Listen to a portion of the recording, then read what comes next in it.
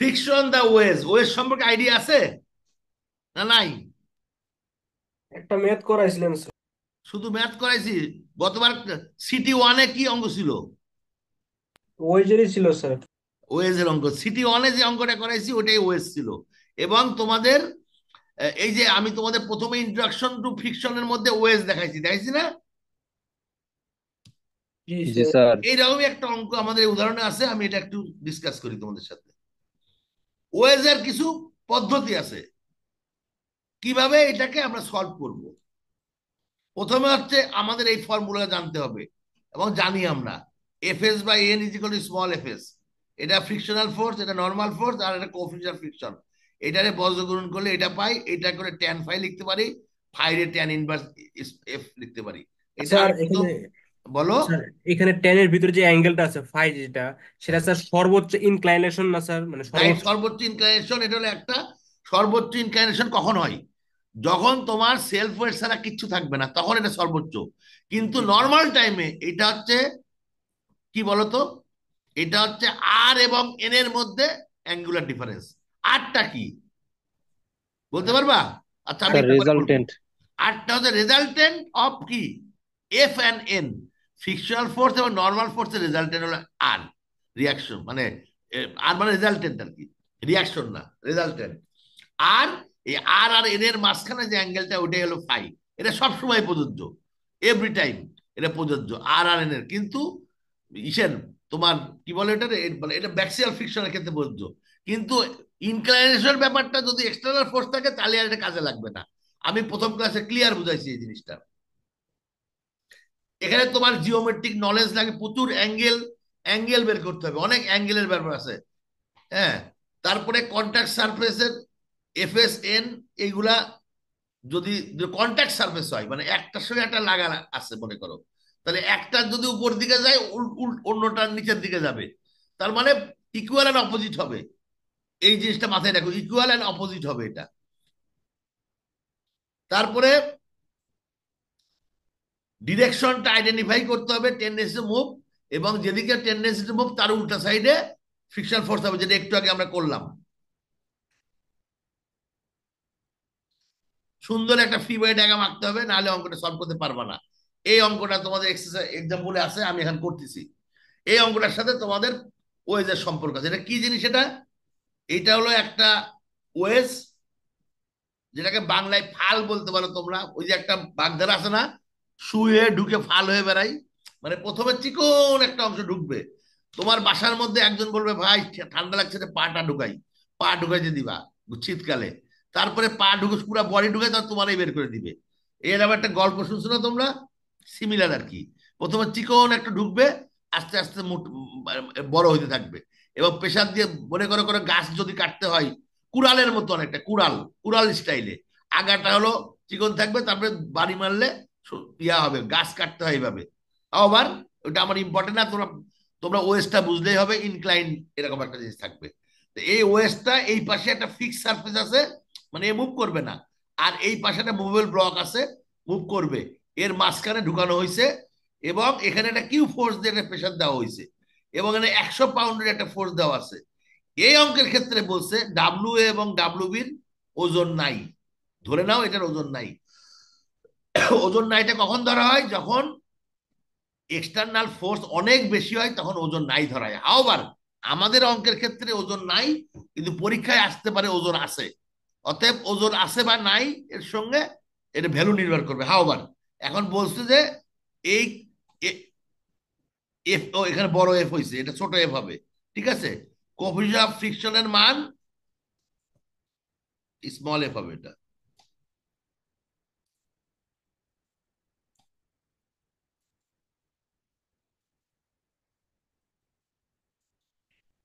1.3 for all surface. All surface মানে এই surface সবার জন্য একই, এই তিন সারফেস জন্য একই।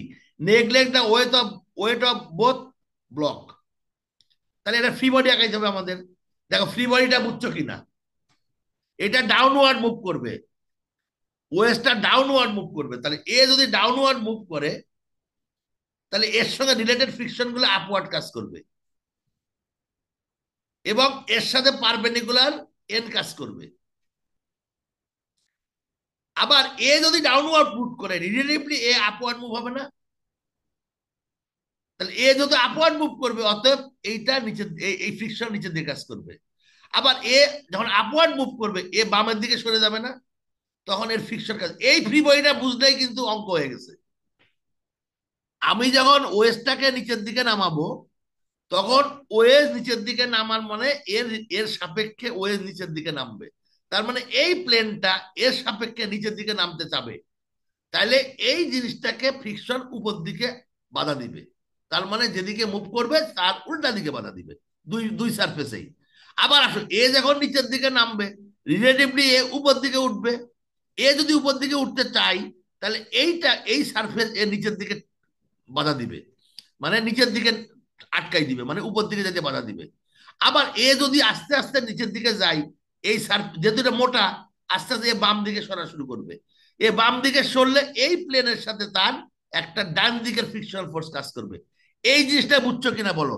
এই ওয়েজের এইটা বোঝা সবচেয়ে ইম্পর্টেন্ট, কে কোন দিকে রিলেটিভলি মুভ করছে এবং কার ফ্রিকশনাল ফোর্স কোন দিকে কাজ করতেছে। এটা কি সবাই ক্লিয়ার? জি স্যার। এইটা ক্লিয়ার হলে ওয়েজের অঙ্ক আর কোনো সমস্যা নেই। ওয়েজের অঙ্কর মেইন মানে মানে ঝামেলা হলো এই জায়গাটাই।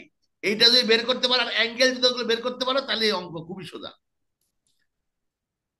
তাহলে এখন আমরা এখন আরেকটা পয়েন্ট আছে যে আমরা কখন ইকুয়েশন অফ স্ট্যাটিক্স ইউজ করব, কখনো লামিস থিওরাম ইউজ করব। তোমাদের কি মনে আছে কখন লামিস থিওরাম ইউজ করবো, কখন ইকুয়েশন স্ট্যাটিক্স করব? আমি বলছিলাম ফোর্স যদি থাকলে তিনটা মাত্র লামি। ফোর্স থাকে এদের অ্যাঙ্গেল যদি আমরা জানি তাহলে আমরা লামিস থিওরাম ব্যবহার করব। আর যদি তিনটা ফোর্স না থাকে, দুইটা বা চারটা থাকে, তাহলে আমরা লামিস থিওরাম ব্যবহার করতে পারবো না। মনে আছে? আমি জি স্যার। মানে চ্যাপ্টার 2-3 পড়ার সময় বলছিলাম এটা। এবার এই অঙ্কটা আমরা করি, কিউ এর মানটা কত। হ্যাঁ, এবার হচ্ছে অ্যাকচুয়ালি তখন আমি তোমার আইডিয়া দিছিলাম, এবার অঙ্কে আসি। এখন আসো ফ্রি বই যদি আঁকাই কি কি জিনিস কাজ করবে বলো তো? একটা তিনটা তিনটা মাত্র ফোর্স কাজ করবে, কেউ কি বলতে পারবা তিনটা ফোর্স কি কাজ করবে এখানে? ফ্রিকশন, নরমাল, আর ওয়েট তো কাজ করবো না। Right, weight, frictional force, normal force, তিনটাই কাজ করবে। Very good. স্যার কে ওয়েট বললো তো নাম বলো? Kavya sir. Kavya, very good. Sir weight, weight তো নাই, ওয়েট তো দুইটা জিরো না আপাতত এই এখানে মুহূর্তের ওয়েট জন্য। নাই, বাট প্র্যাকটিক্যালি তোমার জানতে হবে ওয়েট, ওয়েট শূন্য লিখবা তোমরা। মানে ওয়েট কাকে ইগনোর করবা না, লিখবা ওয়েট ইকুয়াল শূন্য। কারণ তোমার যে প্রবলেম, অ্যাকচুয়াল প্রবলেম আসবে সেটার মধ্যে ওয়েট শূন্য নাও থাকতে পারে। এই জন্য তুমি তিনটা ফোর্সই কাজ করবে, ডাব্লিউ কাজ করবে, এফ কাজ করবে, এন কাজ করবে। এই তিনটা যদি মাথায় রাখো অঙ্ক হয়ে গেছে। তাহলে ডাব্লিউ কাজ করবে কোন দিকে? নিচের দিকে। সেল পয়েন্ট কোন দিকে কাজ করবে? নিচের দিকে, মানে ভার্টিক্যালি ডাউনওয়ার্ড অথবা গ্রাভিটি বরাবর, যেটাই বলো তুমি। এরপরে যেটা কাজ করবে, এন কাজ করবে নর্মাল ফোর্স। এটা কি করবে? দুইটা প্লেনের পারপেন্ডিকুলার কাজ করবে। এর উপরে কাজ করবে এই দিক দিয়ে, এ ওর উপর ধাক্কা মারবে, ও এর উপর ধাক্কা মারবে।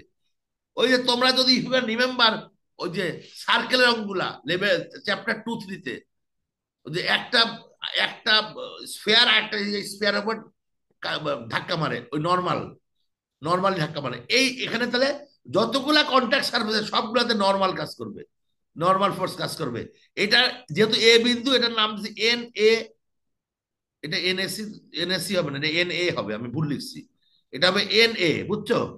This will be N A. আমি এন এসি লিখছি কেন? সি এর তো কারবার নাই এখানে।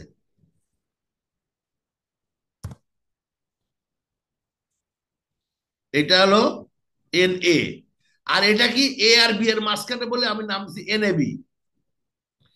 এটা বি আর ডি এর মাঝখানে এর নাম দিচ্ছি এনবিডি। তাহলে নর্মাল ফোর্স সবাই মনে হয় ক্লিয়ার। এবার নর্মাল ফোর্সের পরে আসবে ফ্রিকশনাল ফোর্স। এটাও একটু ভুল হয়েছে, কারেকশন করে দিই। এটা এফ এ সি হবে না, এটা এফ এ হবে।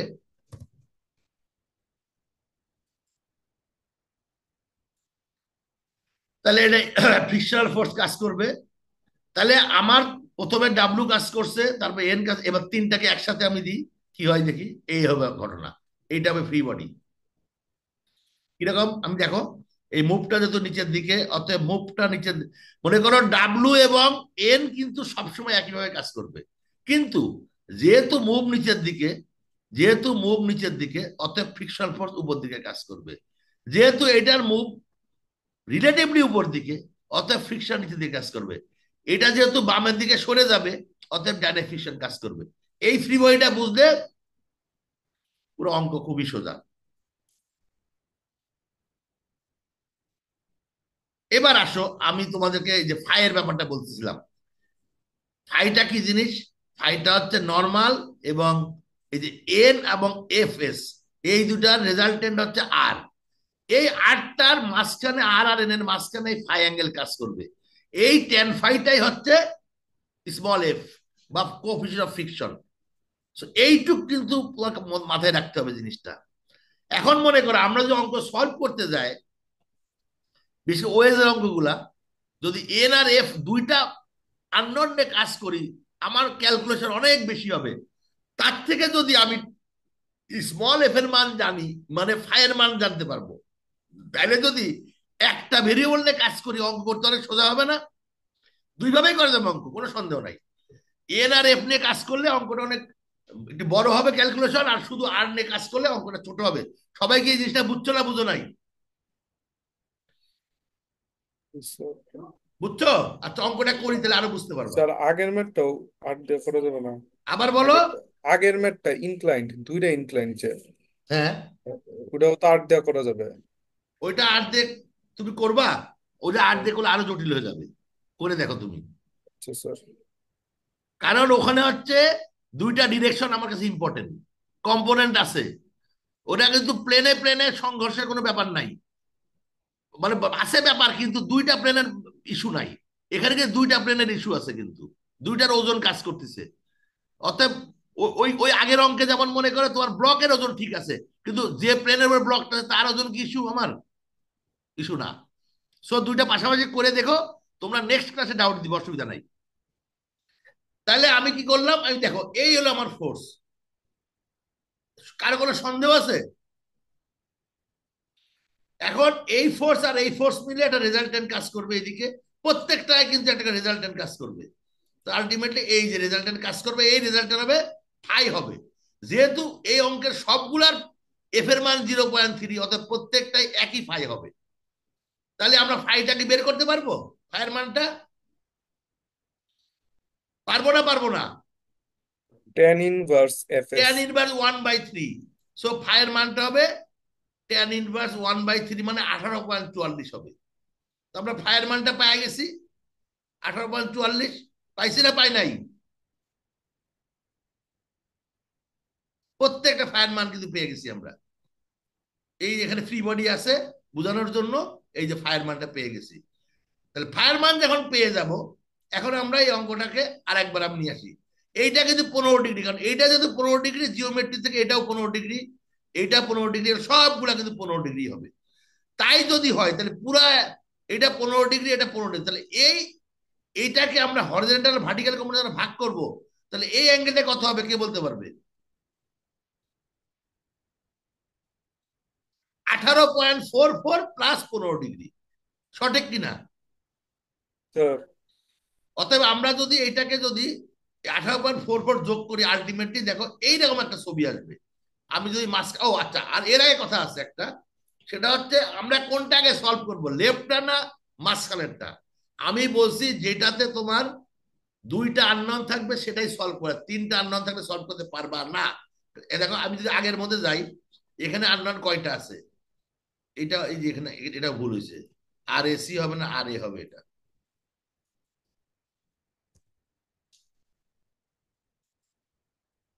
সবগুলোর মধ্যে এই ভুলটা করছি না? এটা ঠিক আছে।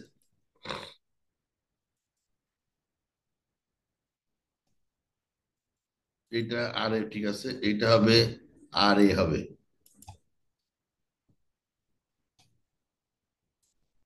তার মানে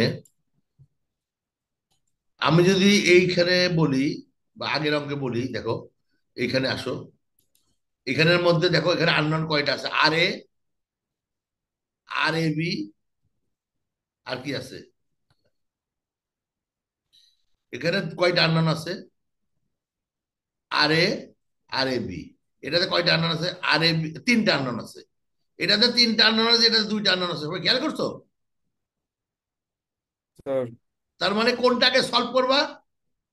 এ এইটা আগে সলভ করে এখান থেকে তুমি আর এ বি বের করতে হবে। এই আর এ বি বের করলে এই আর এ বি পাবা।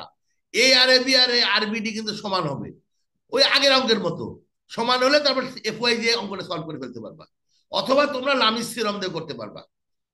তাহলে চলো আমরা অঙ্কটা একটু আইডেন্টিফাই করি। এই দেখো এইটা কিরকম হবে, এটার মধ্যে এই জিনিসটাকে আমি আলফা নাম দিছি আর এটার নাম বিটা দিছি। তুমি যে কোনো অ্যাপ্রোচে যাইতে পারো। যদি এইটা ধরো তাহলে এই বরাবর হবে কস, এই বরাবর সাইন, হতে পারে আলফা বিটা তুমি যেভাবে করো, it's up to you, but অ্যাঙ্গেলটা হলো ইম্পর্টেন্ট। অ্যাম্পেলটা হবে 15+18.44। এখন আর এইটা কি হবে, এইটাও কিন্তু একই রকম হবে, এটাও আলফা হবে, এটাও আলফা হবে। তাহলে এখানে আলফা এবং বিটা আমি বের করছি হাওবার। তোমরা আলফা বিটা তোমাদের মধ্যে করে অ্যাঙ্গেল, আমি আলফা বিটা নাম দাও, গামা নাম দাও, অসুবিধা নাই। এখন সলভ করবো কিভাবে?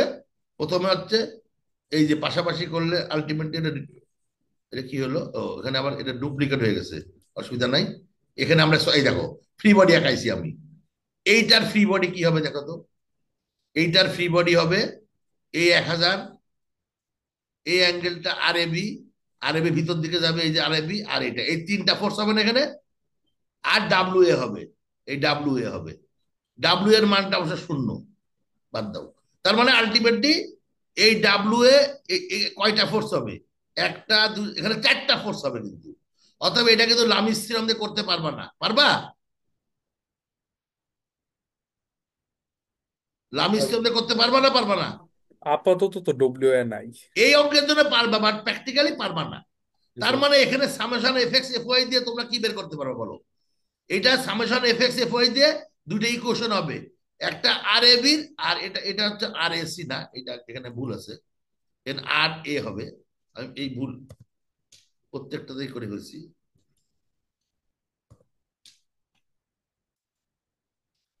তাহলে এখান থেকে কি তোমরা আর এ এবং আর এ বি বের করতে পারবা? পারবা না, পারবা না? স্যার পারবো sir. F X F Y দুইটা আননোন পাওয়া যাবে। মানে আমি বললাম বের করতে পারবা তো? জি স্যার। Very good. এখান থেকে যখন আর বি আর এ বি বের করছো, পরবর্তী অঙ্কে চলে যাও। আর এ বি তোমরা জানো, এখন দেখো এইটার ফ্রি বইটা এরকম কিন্তু আর BD R A B R Q plus W. W এর মানটা তোমরা জানো, মানে জানবা আর কি। তাহলে তোমার আননোন তিনটা অ্যাঙ্গেল গুলা জানো, এটা কি লামিস থিওরামেও করতে পারবা, আবার সামেশন এফ ওয়াই দিয়েও করতে পারবা। পারবা না, পারবা না?